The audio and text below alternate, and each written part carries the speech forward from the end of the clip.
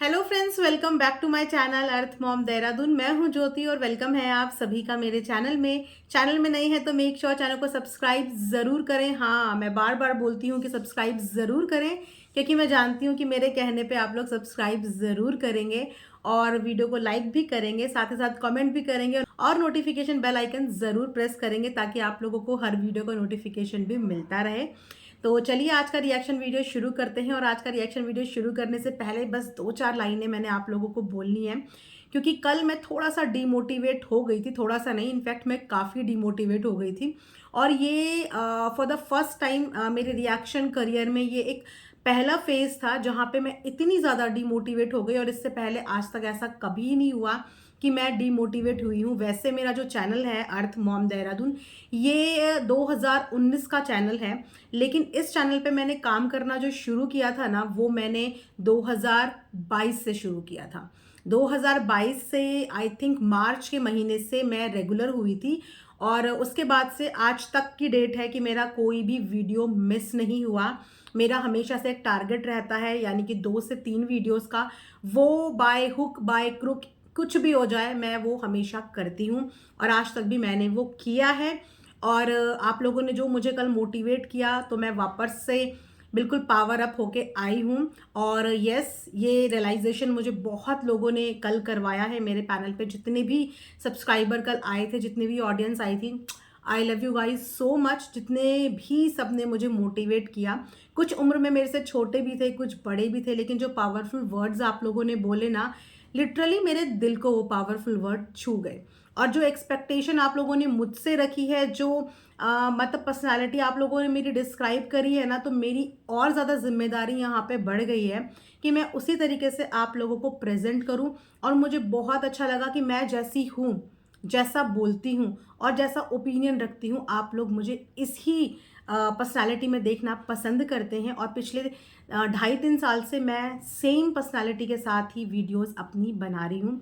और आप लोगों ने जो मुझे कल प्यार दिया है, मज़ा आ गया, मतलब दिल खुश हो गया। और साथ ही साथ मैं एक चीज़ और बताऊंगी, कल के लाइव में इंद्रजीत जी हमारे साथ जुड़े थे। वो मेरे एक फेलो रिएक्शन वाले थे, तो उनको कुछ चीज़ों की मिसअंडरस्टैंडिंग थी। मैं अप्रिशिएट करूंगी आपको कि आपने फ्रंट फुट पे आके मुझसे वो बात पूछी और फ्रंट फुट पे आके मैंने भी पब्लिक प्लेटफॉर्म पे आपकी वो बातें क्लियर करी। आपकी मैच्योरिटी के लिए मैं आपको अप्रिशिएट करूंगी और फ्यूचर के लिए भी आपसे यही बोलूंगी और उन तमाम साथ के लोगों से, ऑडियंस से यही बोलूंगी कि इंसान को कुछ भी होना चाहिए बट कान का कच्चा कभी नहीं होना चाहिए।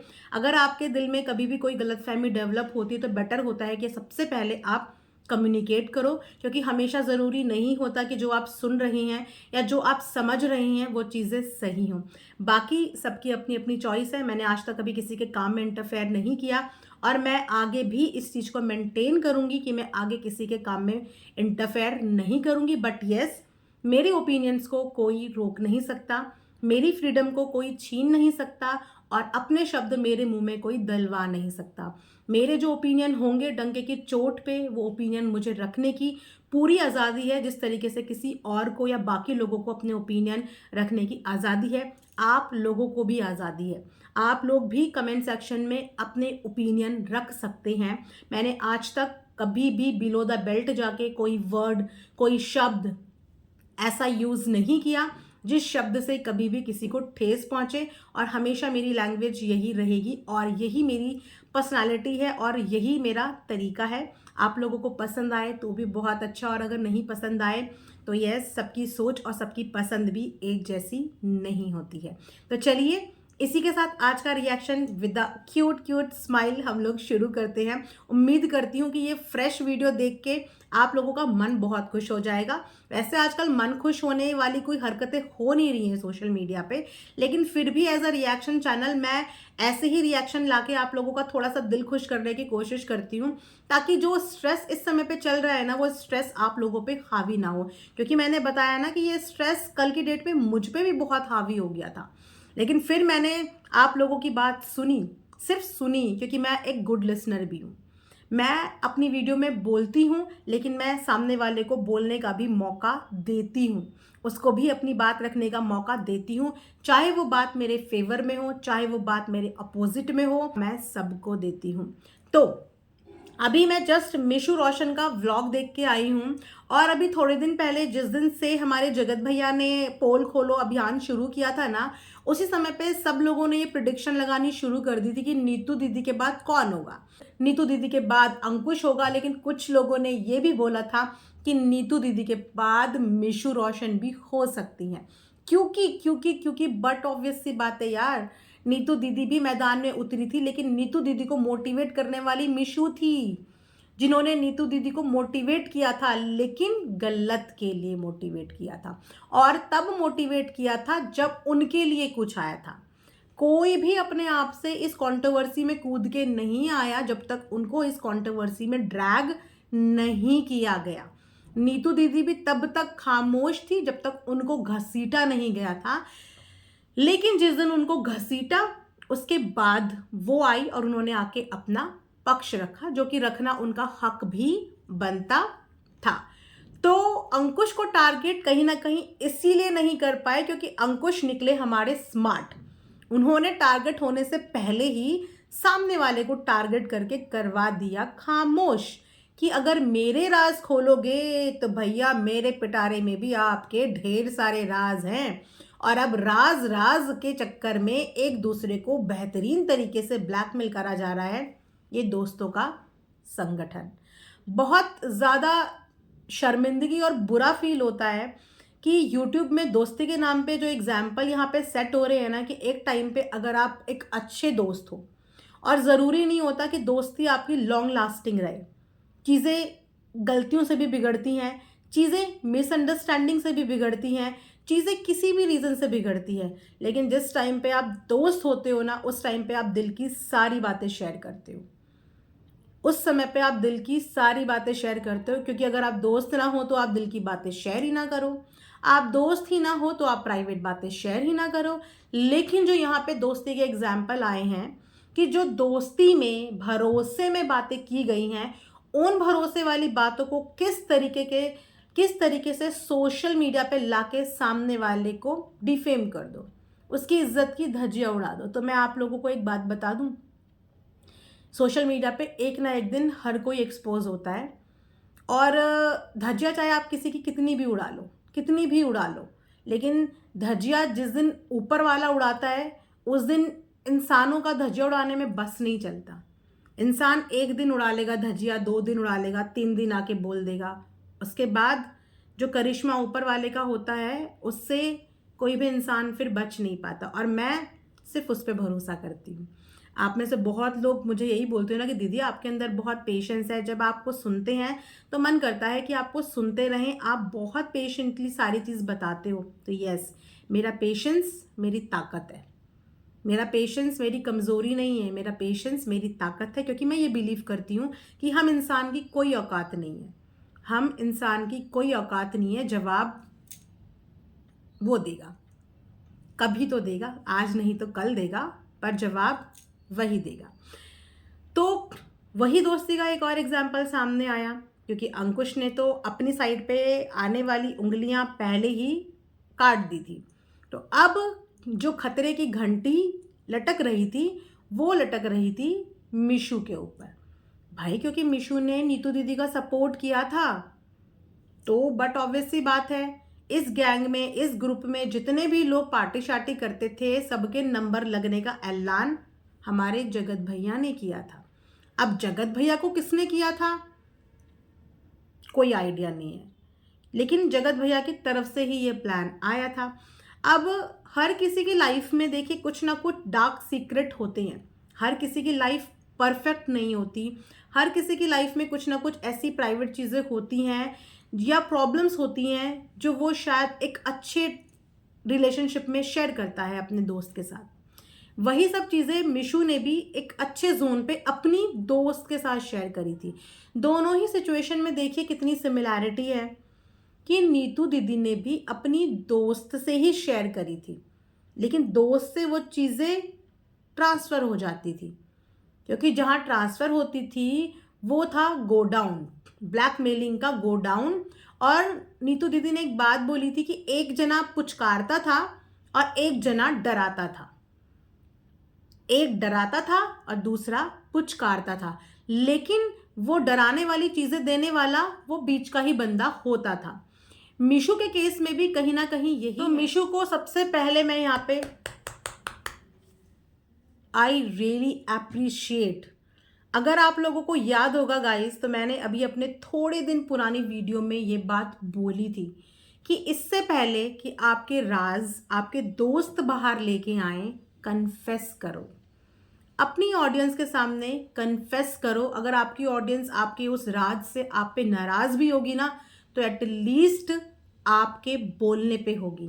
क्योंकि जब दूसरा हमारी बातों को पेश करता है ना, तो वो बातें कभी भी वो पेश नहीं करता जो एक्चुअल होती हैं। वो बातें अपने हिसाब से ट्विस्ट और टर्न करके प्रस्तुत करता है।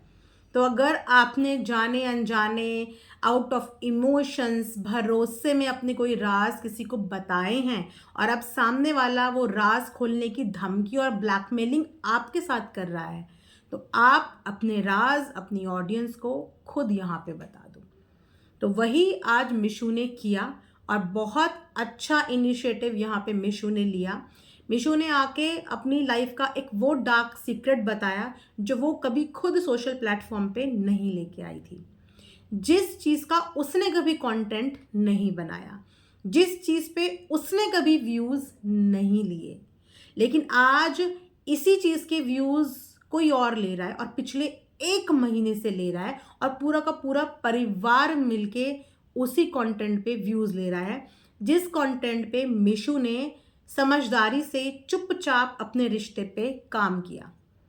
क्योंकि आपकी पर्सनल लाइफ में जब इतनी सारी प्रॉब्लम होती है ना, और अगर आप वो प्रॉब्लम सोशल मीडिया पे ले आओ, तो आपकी ज़िंदगी में प्रॉब्लम घटती नहीं है, डबल स्पीड से बढ़ जाती है। क्योंकि सोशल मीडिया का स्ट्रेस अपने आप में एक बहुत बड़ा स्ट्रेस होता है। और अगर वाकई में आपके पर्सनल रिलेशनशिप में प्रॉब्लम चल रही है, तो आपको वो सोशल प्लेटफॉर्म पे उसका सल्यूशन मिलने की बजाय वो प्रॉब्लम हमेशा बढ़ जाएगी। और मीशू ने वही समझदारी करी और बताया कि एक टाइम पे, कुछ समय पहले, मीशू के हस्बैंड का भी एक एक्स्ट्रा मैरिटल अफेयर हुआ था। उसके हस्बैंड भी एक एक्स्ट्रा मैरिटल अफेयर में इन्वॉल्व हो गए थे, है नहीं थे।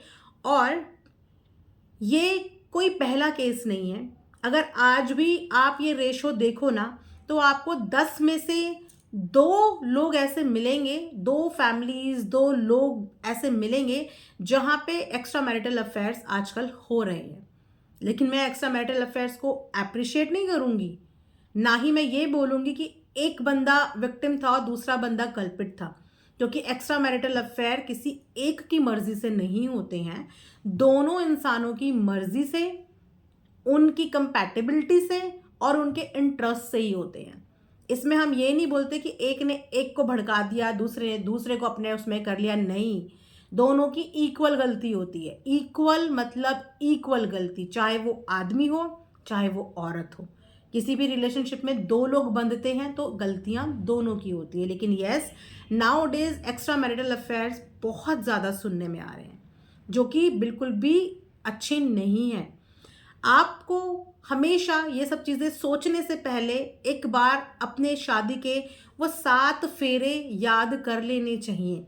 अपने पार्टनर को चीट करने से पहले आपको उस पार्टनर के साथ बिताए हुए वो ब्यूटीफुल मोमेंट याद कर लेने चाहिए, जिस टाइम पे एक इंसान अपनी पूरी ज़िंदगी छोड़ के आपके साथ डिवोट होता है और आपके साथ अपनी ज़िंदगी की गाड़ी आगे बढ़ाता है।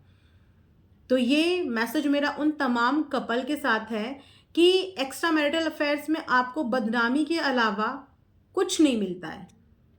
तो जो आपका पार्टनर है, या तो अपना पार्टनर सूझबूझ से, सोच विचार से ही सिलेक्ट करें। आप पार्टनर चूज करने में ज़बरदस्ती थोपे ना।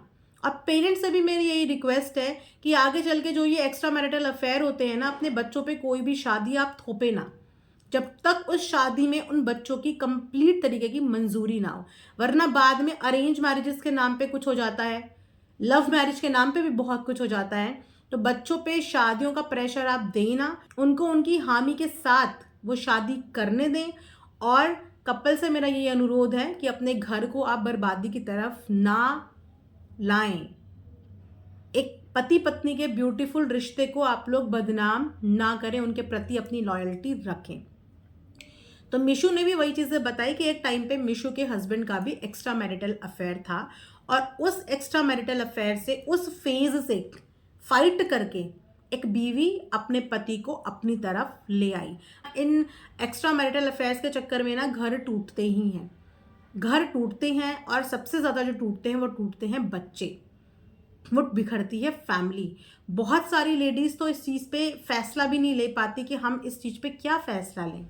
कभी बच्चों की शक्लें देख के चुप हो जाती हैं, कभी अपनी खुद की हालत देख के चुप हो जाती हैं, कभी अपनी मायके की हालत देख के चुप हो जाती हैं, और इन चीज़ों को बर्दाश्त करती हैं, इन चीज़ों को ना चाहते हुए भी एक्सेप्ट करती हैं, क्योंकि उनके पास कोई ऑप्शन नहीं होता। लेकिन यहाँ पे अगर मिशू अपने हस्बैंड को उस फेज से निकाल के बाहर लाई है, और उनके हस्बैंड अगर उस फेज से बाहर आए हैं, तो यस, सुबह का भूला अगर शाम को घर आए तो उसको भूला नहीं कहते।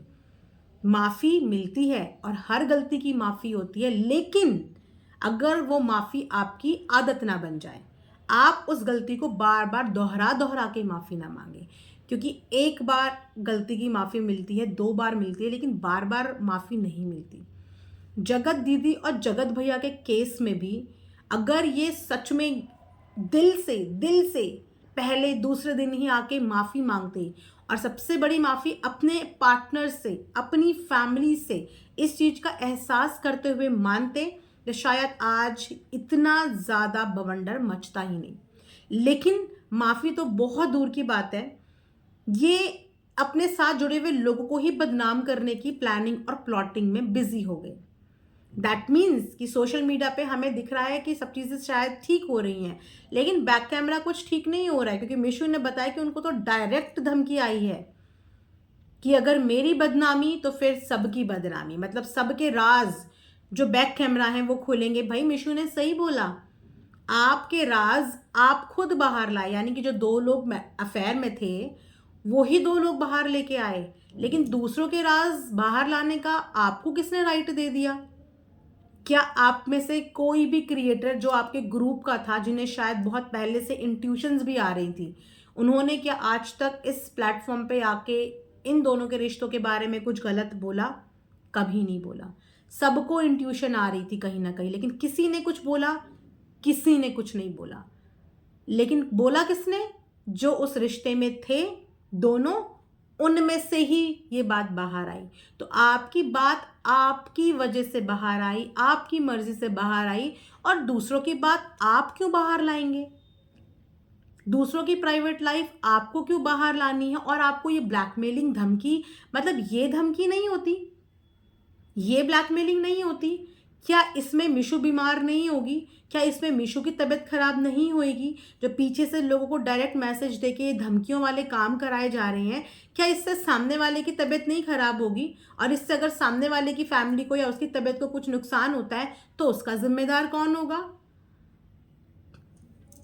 मतलब छुपन छुपाई का गेम अभी तक चलना बंद नहीं हुआ है। हम तो डूबेंगे सनम, लेकिन साथ के सब लोगों को ले डूबेंगे। लेकिन कोई बात नहीं, बहुत अच्छा लगा कि मिशू ने शुरुआत करी, और शायद मिशू की देखा देखी बाकी लोगों के भी अगर कोई राज इनके पिटारे में हैं जमा, जो ये समय आने पे आके खोल सकते हैं, बोल सकते हैं, तो मैं अभी भी आप लोगों से बोलूँगी कि अपनी ऑडियंस को कन्फ्रंट करो, उनको कन्फेस करो। थोड़ा सा नाराज़ होंगी, लेकिन इतना नहीं होंगी जब वो प्रेजेंट करेंगे। इसीलिए गलतियां हर इंसान से होती है, और गलती की माफ़ी भी होती है। हम इंसान हैं, लेकिन आके अपनी गलती को मान लो, वो सबसे ज़्यादा बेटर होता है। ज़िंदगी भर किसी ब्लैकमेलिंग में फंसे रहने से बेटर है कि आप आके बता दो। और ये आप सब लोगों के लिए लेसन भी है कि अपनी लाइफ के सीक्रेट्स जब आप अपने तक नहीं रख पा रहे, तो आप दूसरे से कैसे उम्मीद करोगे कि वो आपकी लाइफ के सीक्रेट्स अपने तक रखेंगे? ये तो सोशल मीडिया की फ्रेंडशिप है। रियल लाइफ में भी आप कभी किसी को अपने सीक्रेट्स मत बताओ।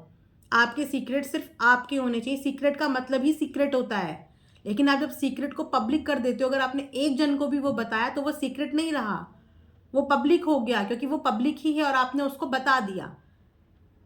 तो अपने सीक्रेट सिर्फ अपने तक रखो, ताकि आपकी ज़िंदगी की भाग दौड़ किसी के हाथ में ना चली जाए, और वो फिर इस तरीके से उसका फ़ायदा उठाने की कोशिश ना करें। सो ये रिएक्शन वीडियो मैं यहीं पे एंड करती हूँ। आई होप कि आप लोगों को पसंद आया होगा। कमेंट करके ज़रूर बताना। मिलेंगे नेक्स्ट वीडियो में, तब तक अपना ध्यान रखिए। Thanks for watching earth mom Dehradun.